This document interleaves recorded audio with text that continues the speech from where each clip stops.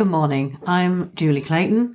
I'm a qualified Grade A driving instructor and have a background of 30 years in policing and experience in dealing with criminal and civil law. And what we're looking at today is the issue of supervisors' role and responsibility. And you're saying, well, why do I need to know what the role is? It's simple, I just get in the car and, I try and practice some driving. But unfortunately, it's not quite that simple. And some people can sort of come unstuck because they're not aware of the specifics of the role of supervising a learner driver. So let's look at the issues. First of all, what's expected of a supervising driver? Well, there's some legal requirements in terms of how old you need to be. You have to be 21 years of age and have held a full driving licence, either manual or automatic, for at least 3 years.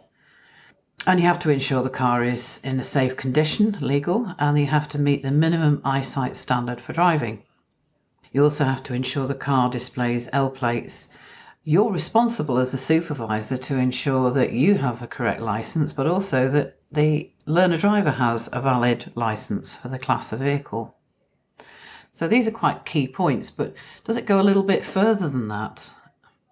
Supervising a learner driver has to be taken on a voluntary basis, so you can't take payment for it, otherwise you could fall foul of the laws which govern professional driving instruction.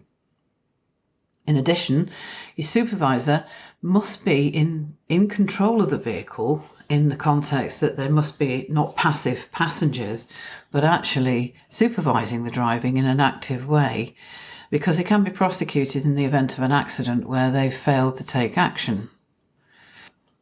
Learner drivers in law are also viewed as having the same responsibility of care as an experienced driver, which when you first get in the car with a learner driver who's not had any taught instruction, they can actually find it very difficult to control the vehicle. And this points to the fact that you really should be looking at getting the support of an approved driving instructor who can take the learner through those key early steps in gaining control over the vehicle. As a supervisor, it's really important to understand what your role is and what protections you need to ensure that you're not going to fall foul of the law, whether it's criminal or civil law. Can you, for example, use a mobile phone whilst you're supervising a driver? Can you have had a drink and get them to drive you home? These kind of questions come up. Well, unfortunately, no, you can't without falling foul of the road traffic law. And if you're not able, because of intoxication for whatever reason, or because you're dealing with a tablet or a mobile phone, to exercise control, you can be found equally liable for the conduct of the learner driver. And there are a number of notable cases where death has been caused by careless or reckless driving of a learner, where the supervisors themselves have found themselves in court and facing penalties and imprisonment. So the expectation is that as a supervisor, you have to know what the driver is doing. You have to make sure that their driving doesn't fall below the standard of a competent and careful driver. And you have to take opportunities to keep the driving safe. If you don't take those opportunities and an accident occurs, you can find yourself in trouble. Finally, there's a couple of issues around licence and insurance. Don't ever assume that insurance covers you for supervising a learner. Always check with your insurance cover company what the criteria is. Some of them require supervisors to be older than the legal age for supervising a driver, and there's quite a few now have lifted the age to 25. A couple of practical steps that you can take, and I'll just go through those because we've highlighted the problems and it can make you quite nervous about supervising a driver. Well, the first one is, and it's quite simple, is get to know your legal responsibilities, understand the risks that supervision poses, and that helps you to make a decision about when you should start private practice and what advice and guidance you need before you start that practice from your approved driving instructor. Liaise with your approved driving instructor before taking practice. If you can't speak to an ADI, there are some ADIs who are offering online services now, like Drive Hart. So get recommendations, preferably from the ADI who's helping you with the learner's tuition, because they'll know their progress and where they're up to. And get recommendations locally about what subjects to practice where. We use nursery slopes for those who are early in the learning, which are not congested areas. They're nice wide roads, so that there's lots of visibility.